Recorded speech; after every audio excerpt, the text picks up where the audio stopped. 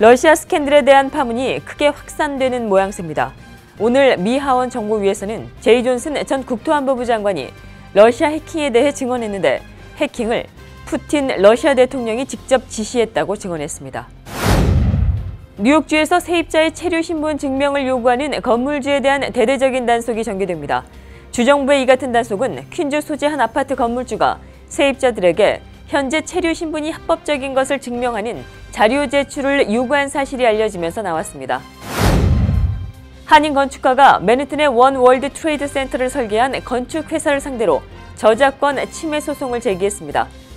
애틀랜타에 소재한 큐브 건축의 박지훈 대표는 원 월드 트레이드 센터가 자신의 석사학위 논문으로 제출한 시카고 시티프론트 99를 표절한 것이라고 주장했습니다.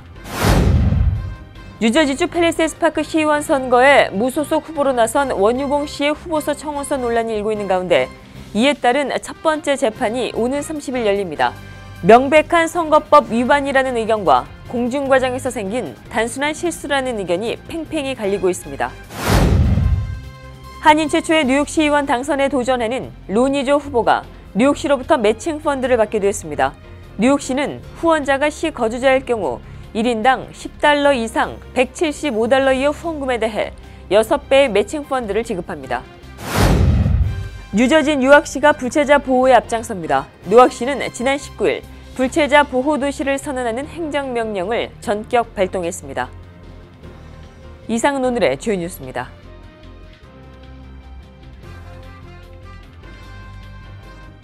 SBI 융자 전문은행 뉴밀레니엄뱅크가 홈모기지 융자를 시작했습니다.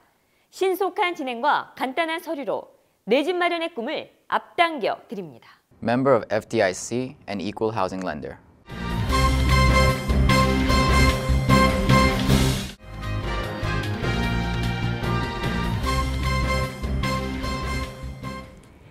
시청자 여러분 안녕하십니까? 6월 21일 KBTV 뉴스9입니다. 러시아 스캔들에 대한 파문이 크게 확산되는 모양새입니다. 오늘 미 하원 정보위에서는 제이 존슨 전 국토안보부 장관이 러시아 해킹에 대해 증언했는데 해킹을 푸틴 러시아 대통령이 직접 지시했다고 증언했습니다. 박소현 기자입니다. 러시아가 해킹을 통해 지난해 미 대통령 선거에 개입하려 했던 정황이 속속히 드러나고 있습니다. 지난해 대선 당시 러시아에 의한 사이버 해킹이 푸틴 러시아 대통령의 직접 지시로 기획됐다고 제이 존슨 전 국토안보부 장관이 증언한 것입니다.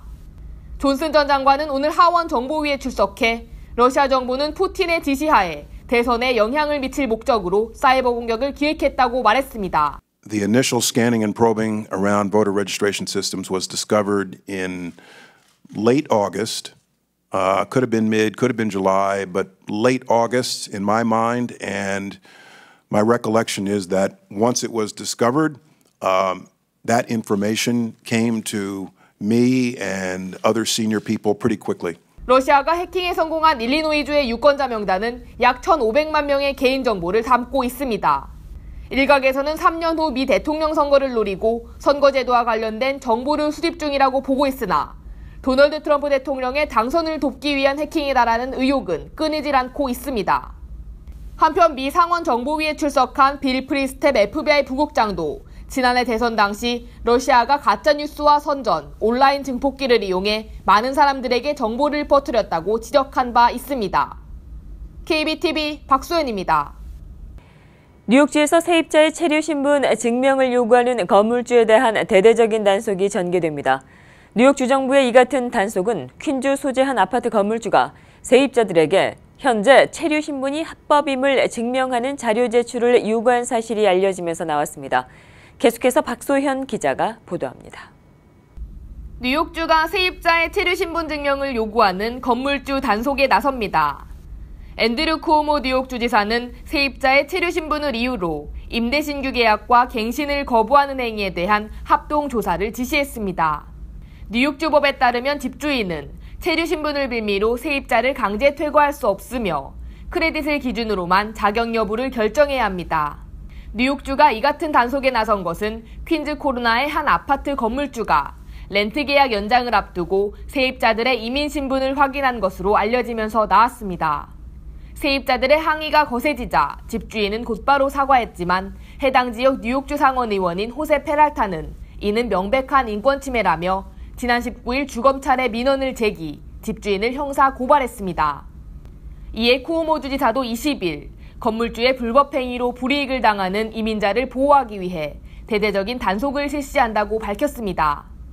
건물주가 세입자를 퇴거시키기 위한 수단으로 체류신분 증명을 요구한 것으로 판단될 경우 주정부 각 부처가 개별적으로 수사를 시작할 수 있고 관련 민원 신고를 접수할 수도 있습니다.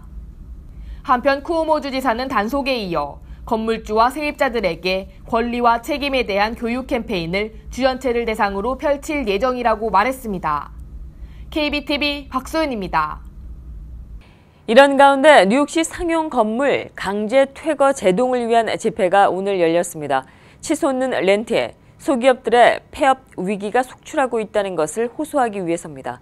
소기업 권익옹호단체와 지역 정치인들은 이날 시청 앞 계단에서 상업용 건물 강제 퇴거를 일시적으로 중단하도록 요구하는 소기업 구제 촉구 집회를 가졌습니다.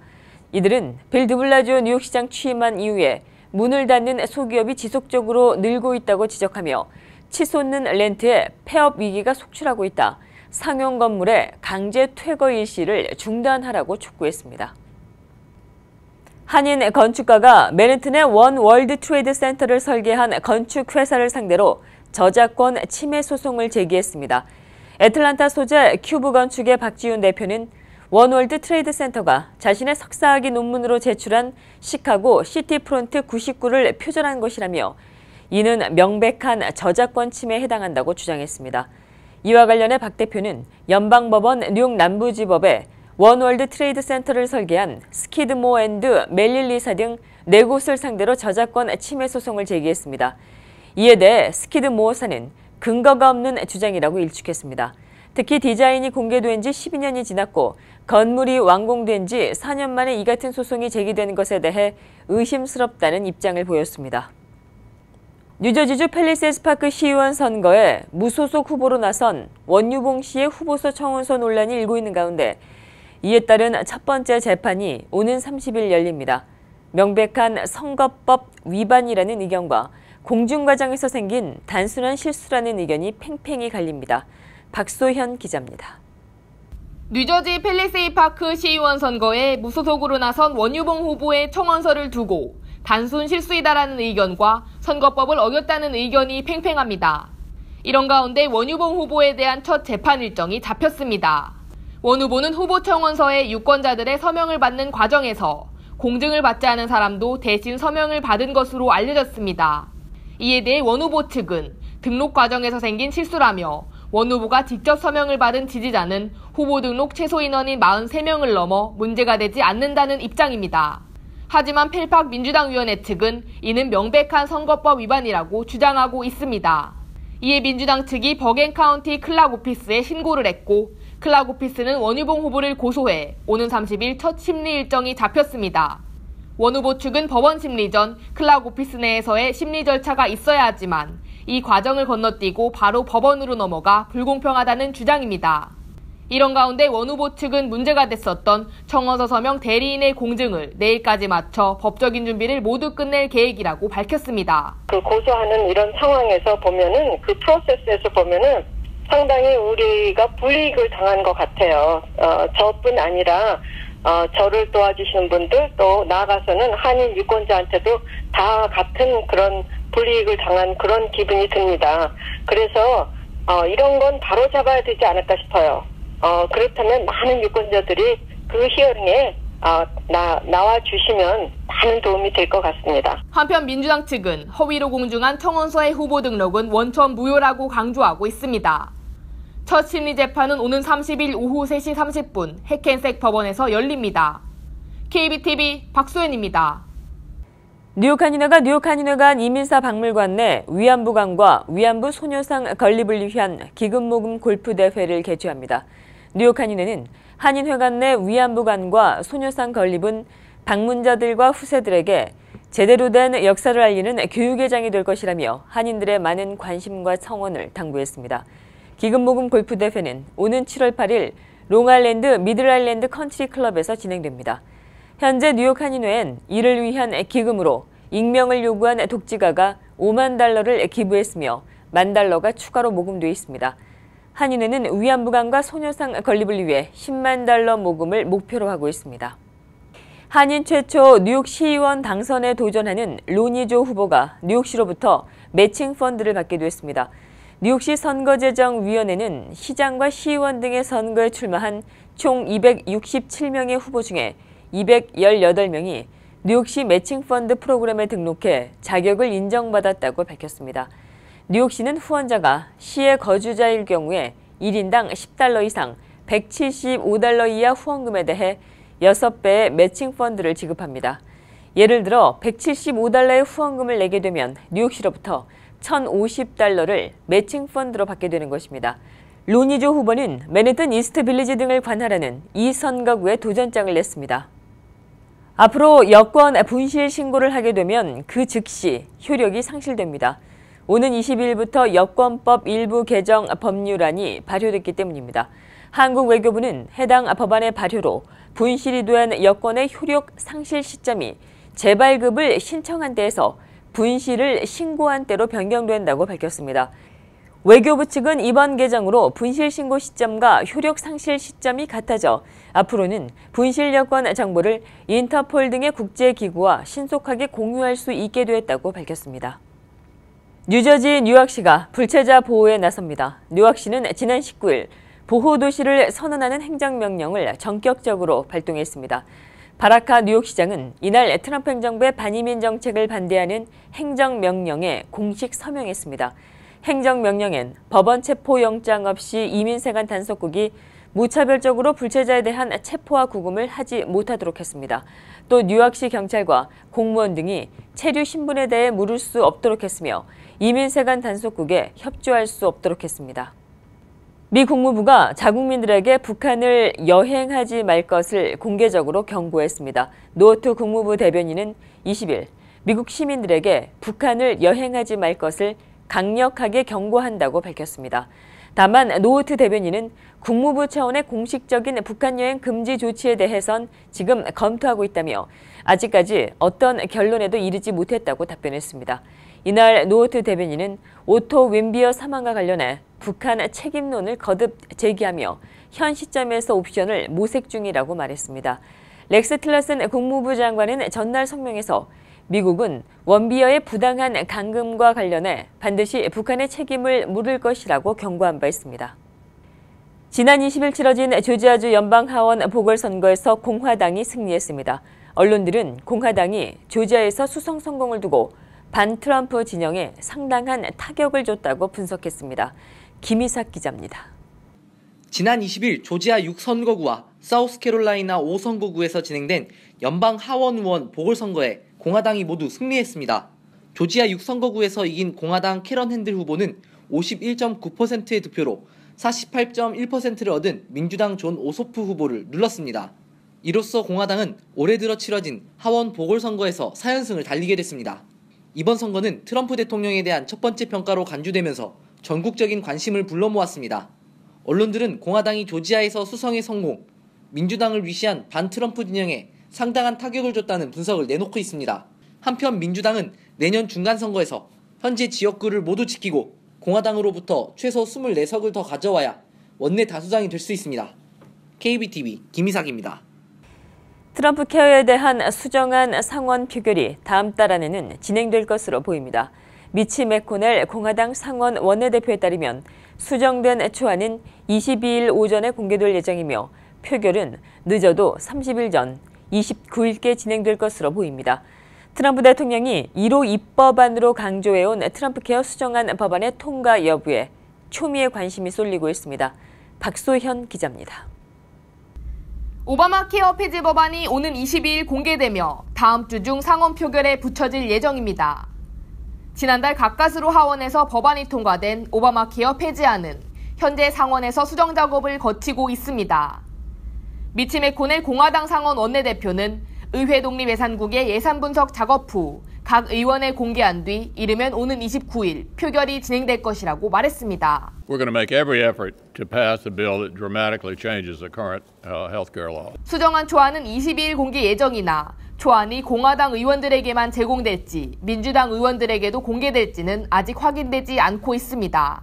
민주당 측은 표결이 코앞인데 법안 초안도 볼 수 없는 실정이라며 공화당이 법안에 대한 공청회도 거치지 않고 표결에 붙이려 한다며 반발하고 있습니다. In my entire career in politics, I've never heard of a more radical or a more reckless process. 한편 상원에 통과하기 위해서는 총 50표를 확보해야 합니다. 민주당 상원 전부 반대표를 던진다고 가정하면 공화당 의원 52명 가운데 이탈표가 2명을 넘으면 안 되는 상황입니다. 일각에서는 공화당 내부의 의견이 갈라질 가능성도 배제할 수 없다고 진단하고 있습니다. KBTV 박소연입니다. 그레이스 맹 연방하원의원이 문재인 대통령의 연방의회 상하원 합동연설을 추진합니다. 맹 의원은 지난 20일 폴 라이언 하원 의장에게 서한을 보내 한미 관계의 중요성을 감안해 문 대통령이 상하원 합동연설을 할 수 있도록 공식 초청해달라고 요청했습니다. 맹 의원은 서한에서 한국은 전략적으로 미국의 매우 중요한 동맹국이자 세계의 경제와 안보 협력국이라고 설명한 것으로 전해졌습니다. 외국 정상의 연방의회 연설은 의회 지도부가 결정해 초청하는 형식으로 이뤄집니다. 벨기에 수도 브뤼셀에서 또다시 테러가 발생했습니다. 이어지는 테러에 유럽 전역이 긴장하고 있습니다. 김희삭 기자가 보도합니다. 유럽 전역이 또다시 테러의 공포에 휩싸였습니다. 현지 시각 20일 저녁 9시 벨기에 수도 브뤼셀 시내에서 자살폭탄 테러로 보이는 폭발이 발생했습니다. 용의자는 테러 경계 중이던 무장군인의 총격을 받고 제압됐습니다. 목격자들에 따르면 용의자는 몸에 폭탄 벨트를 두르고 있었고 폭발을 일으키기 전에 아랍어로 신은 위대하다라고 외쳤습니다. 현재 폭발이 발생한 중앙역 광장은 경찰의 통제하에 있으며 교통은 차단됐습니다. 이번 폭발로 인한 부상자는 없는 것으로 전해졌으며 피해도 제한적이라고 브뤼셀 검찰청 대변인은 밝혔습니다. 지난해 3월에도 브뤼셀에서 공항과 지하철에서 연쇄 자살폭탄 테러가 발생해 32명이 사망한 바 있습니다. 한편 유럽은 지난 19일 프랑스 파리 최대 번화가인 샹젤리제 거리 테러와 같은 날 영국 런던 북부 핀스버리 파크 모스크 인근 반이슬람주의자에 의한 테러 등 소프트 타깃을 대상으로 한 테러가 잇따르면서 유럽 전역이 심각한 공포와 불안감에 휩싸이고 있습니다. KBTV 김희삭입니다.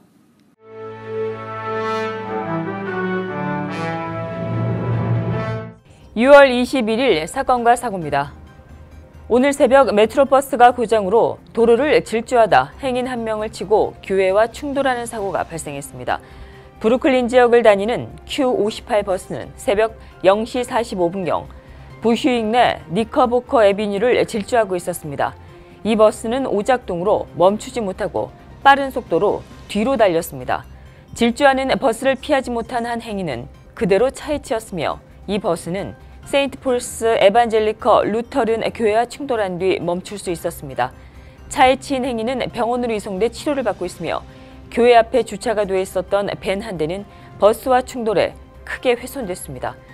한편 당시 버스 안에는 운전자를 제외한 승객은 타고 있지 않아 추가적인 인명피해는 발생하지 않았습니다.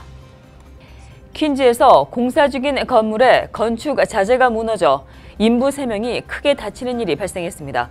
어제 오후 3시 30분경 아스토리아 28 로드에 위치한 공사 중인 2층 건물에서 사고가 발생했습니다. 소방당국에 따르면 이날 사고는 지붕 위에 올려놓은 건축 자재가 그 무게를 이기지 못하고 내려앉았고 그대로 인부들을 덮친 것으로 보입니다. 당시 구조대원은 공사 자재는 몇천 파운드 이상으로 보여 아주 무거웠다며 자재를 드러내고 구조하는 데만 1시간 이상이 걸렸다고 말했습니다.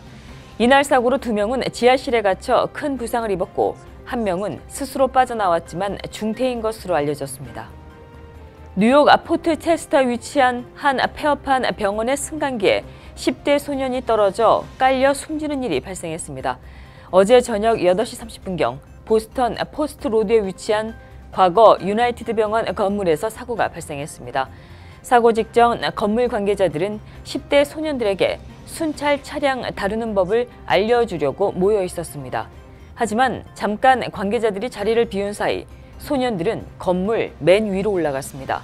이때 이 중 한 소년이 건물 밑으로 추락했고 급히 관계자들이 도착했지만 14살 난 소녀는 숨진 상태였습니다. 관계자들에 따르면 발견 당시 소년의 위에는 승강기가 떨어져 있었습니다. 이 소년은 병원으로 이송됐지만 숨을 거뒀습니다. 사고가 난 병원은 11년 전에 이미 폐업한 병원으로 당시 건물 곳곳에는 바리케이트가 쳐져 있었습니다. 경찰은 어떻게 소년들이 건물 위까지 올라갔는지 등 조사를 펼치고 있습니다. 뉴저지 우드브리지에 위치한 한 모텔에서 총격 사건이 발생해 한 명이 숨졌습니다. 오늘 아침 5시 15분경 에브넬 로즈 아비니에 위치한 고속도로 사우스 바운드 방향에 위치한 루프인 모텔에서 총격 사건이 발생했습니다. 경찰에 따르면 2명의 용의자가 들어와 방에 머물고 있던 다른 2명을 향해 총을 쐈습니다. 2명의 용의자는 금품을 갈취하려고 했던 것으로 추정되고 있습니다. 당시 방에 있던 2명은 모두 총에 맞아 병원으로 이송됐지만 이 중 1명은 숨진 것으로 알려지고 있습니다.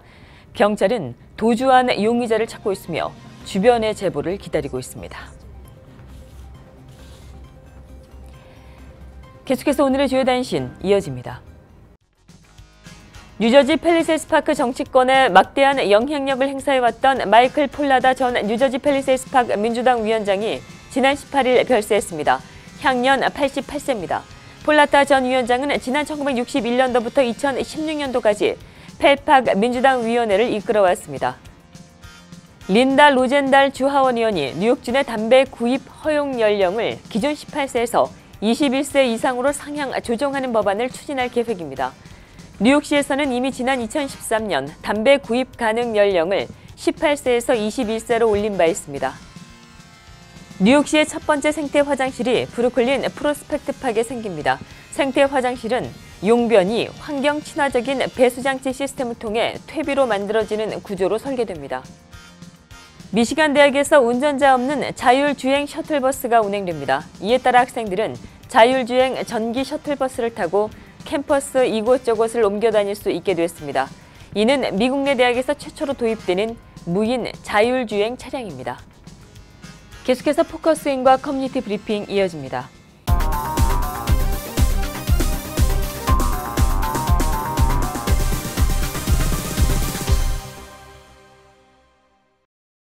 네, 한미장학재단, 한일사회의 가장 큰 규모를 가진 그런 장학재단입니다. 오늘 포커스는 한미장학재단 북동부 지회의 조앤리 회장님과 강성수 전국 이사님 또 전 회장님이시기도 합니다. 모시고 진행하도록 하겠습니다. 지금 옆에 나와 계십니다. 안녕하십니까? 안녕하세요. 네, 안녕하십니까?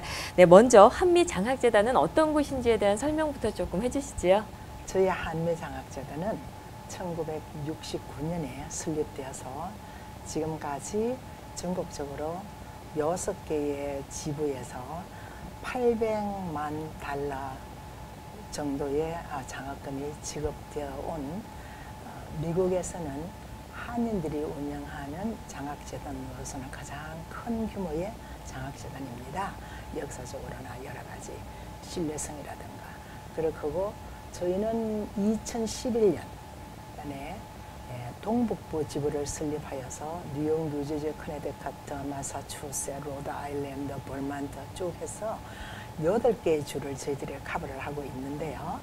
8개의 주를 저희들이 커버한다는 것은 8개 주에 사시는 것을 저희가 근거로 하는 게 아니라 8개 주에 소속되어 있는 그 학교, 대학교, 대학원, 박사학위, 그 학생들을 상대로 하고 있어요. 쉽게 말해서 학생들이 집은 LA 있거나 한국에 서울에 있다 할지라도 그들이 소속되어서 학업을 하고 있는 곳이 저희 동북부 지부 8개 지부면은 장학금을 신청을 할 수 있어요. 그 모든 것이 www.kasf.org 저희 웹사이트에 들어가시면은 소상하게 내 자녀가 어느 학교를 어디서 다니고 있다. 예를 들어서 스탠포드 유니버시티를 다니고 있다. 뭐 UCLA를 다니고 있다. 버클리를 다니고 있다. 그러면은 웨스턴 리전에다가 신청을 해야 되겠구나 하는 게 그 저희 웹사이트에 다 들어 있어요. 네네. 활발한 활동을 하고 계시니까 네. 참 네. 좋습니다. 네. 근데 아무래도 이제 재단이다 보니까 이제 기금 마련이 아무래도 조금 가장 관건이 아닐까 네. 이제 그런 생각을 해보는데요. 그렇죠. 제가 알기로는 이 한미장학재단은 이제 기부를 받은 학생이 다시 기부를 하는 어떤 그런 선순환 구조가 굉장히 잘 돼 있고 또 최근에 또 이렇게 익명을 요구하는 또 독지가 분께서 또 거액을 또 캐척하시고 또 이런 일들이 좀 있는 것 같습니다. 뭐 이렇게 재단에 이런 기금 마련이라 그럴까요? 그런 저력이라고 하면 어떤 부분을 또 들 수 있고 또 이제 또 이렇게 좀 뜻있게 이런 또 동참을 하고 싶다 이런 분들은 또 어떻게 참여하면 좋을지에 관련된 얘기를 좀 나눠볼까요?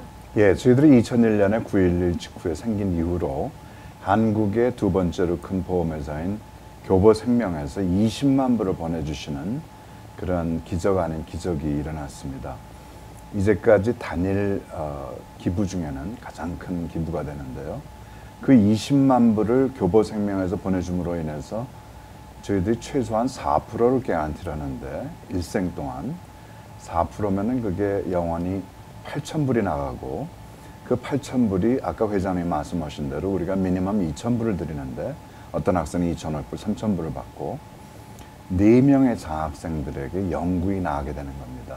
그런 장학금을 우리가 연구장학금이라고 그러는데 그 이후로 9.11에서 자식을 잃은 분들께서 매년 10,000불씩 주시는 또 이제 이런 파운데이션에서 자식의 이름으로 앤드킨 파운데이션이라는 데서 매년 10,000불씩을 지난 16, 7년 동안 주신 그런 독지가도 있으시고 파멜라 주 장학금이라고 그래서 이제까지 15만 불의 그런 연구 장학금을 준 사례도 있는데 심지어는 50불, 100불의 그 일반 장학금도 중요한 게요. 그런 장학금들이 십시일반 다 모여가지고 한 학생 2,000불, 2,500불의 장학금이 나가기 때문에 여러분들께서 독지가들께서 얼마의 장학금을 주시는가 하는 게 중요한 게 아니고 여러분들이 조금씩이라도 그 조인해 주시는 게 참여해 주시는 게 중요합니다.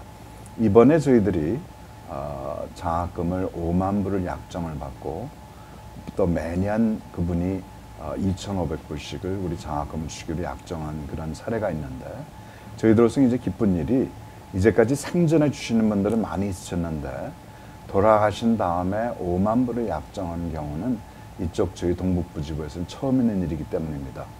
그분들은 자신들의 이름이 밝혀지는 것을 원치 않아서 롱아일랜드에 사시는 어떤 두 부부께서 주셨다고 말씀을 드릴 수가 있는데 그 5만 불이라는 돈이 그분의 유언장이나 혹은 그 재산 상속 그런 플랜에서 나오는 그거를 흔히들 bequest라고 그러죠. 라이프 인슈런스를 갖다가 수혜자를 저희 재단이나 암협회나 등등 이렇게 들 수 있듯이 bequest라는 걸 해가지고 내가 죽은 다음에 나는 이러이러하게 내가 돈을 쓰고 싶다. 자식들에게는 이렇게 주고 장학재단이나 그런 비영리단체는 저렇게 주고 그렇게 bequest를 통해서 들어온 장학금이기 때문에 더욱더 귀한 것입니다. 네네, 그렇군요. 네, 올해도 그 장학금 신청을 지금 받고 계시죠? 예. 네, 6월 말까지 6월 말인가요? 신청을 받고 네네. 있고 네네. 온라인 애플리케이션으로 받고 있어요. 네네. 사이트는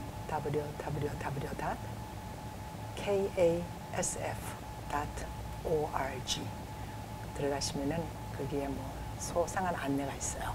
네. 어떻게 애플리케이션 하는지.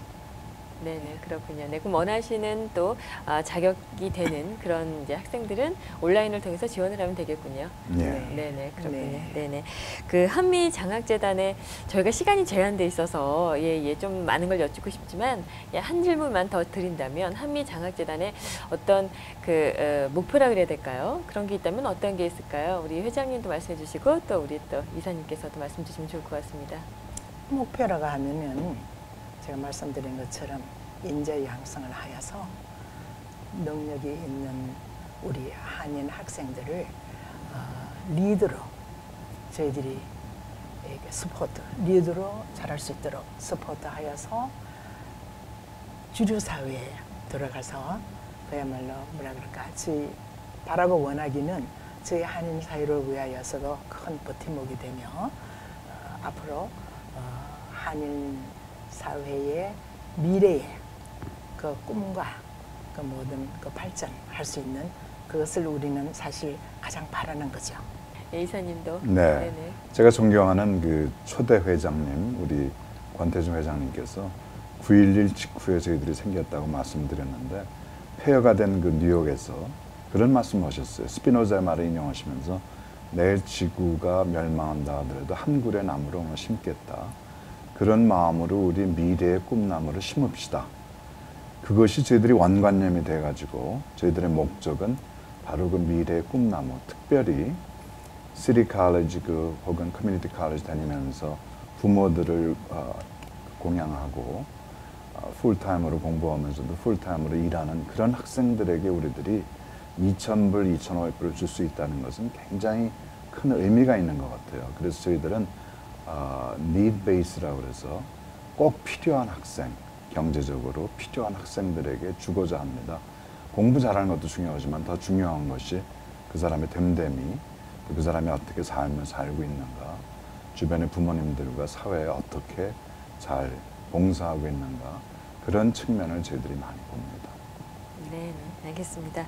네, 오늘 함께해 주신 분은 한미장학재단의 조앤리 회장님이시고 또 현 이사님이시자, 전국 이사님이시자 전 회장님이신 우리 강성수 이사님과 함께했습니다. 오늘 잘해주셔서 고맙습니다. 감사합니다. 감사합니다.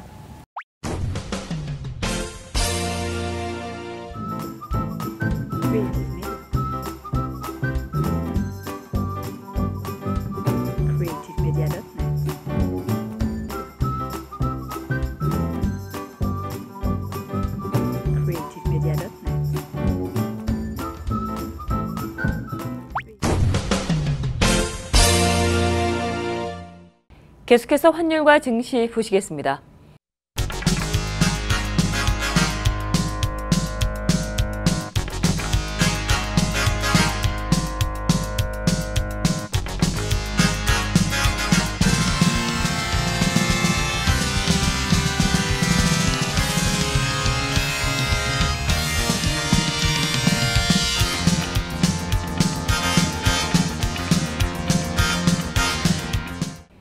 뉴욕과 뉴저지 지역의 날씨 알아봅니다. 건강한 가정, 행복한 한인사회를 위해 함께합니다. 한국인을 아는 병원, 실력 있는 병원, 홀리네임 병원. KBTV 오늘의 날씨는 홀리네임 병원에서 제공합니다.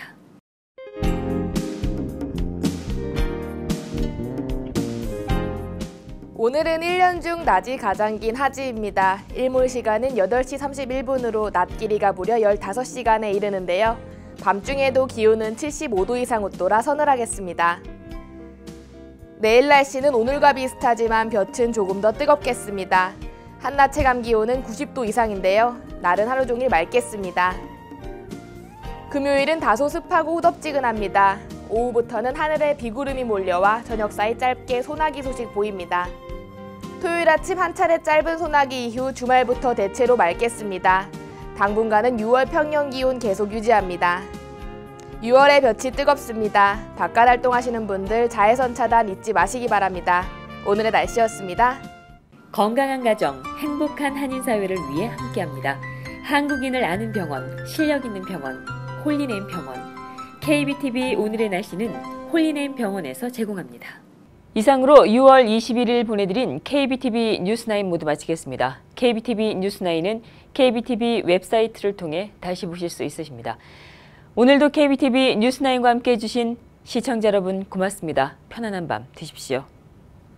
SBI융자 전문은행 뉴밀레니엄뱅크가 홈모기지 융자를 시작했습니다. 신속한 진행과 간단한 서류로 내 집 마련의 꿈을 앞당겨 드립니다. Member of FDIC and Equal Housing Lender.